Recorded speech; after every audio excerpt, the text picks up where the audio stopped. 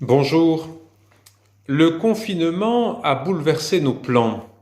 Nous sommes habitués à projeter dans le temps nos activités et dès le début de l'année, chacun de nous programme un certain nombre d'activités, d'événements et nous gérons le calendrier de notre vie. Et c'est normal, ça fait partie de la vie. Mais cette année, la crise sanitaire nous rappelle que l'homme propose, Dieu dispose. Les disciples de Jésus avaient aussi des projets pour Jésus, comme pour eux-mêmes. Les ambitions et les jalousies allaient bon train. Les évangiles ne les cachent pas.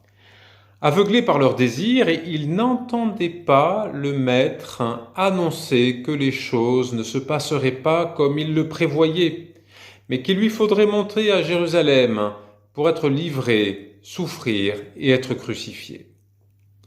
Jésus sait ce que sont les plans des hommes, ceux de ses disciples comme ceux des grands prêtres et des pharisiens. Et Jésus, lui, contemple le projet de salut du Père et il épouse étroitement cette volonté. Dès lors, Jésus est le maître du temps et de l'histoire. Il est le chef d'orchestre de sa passion. Son heure est venue, c'est-à-dire l'heure qu'il a décidée pour accomplir les gestes du salut. J'ai désiré d'un grand désir manger cette Pâque avec vous avant de souffrir. Et c'est pour montrer sa souveraineté que Jésus célèbre la scène et donne déjà la vie que les hommes pourront alors saisir. Ma vie, nul ne la prend, c'est moi qui la donne. Les disciples le comprendront plus tard.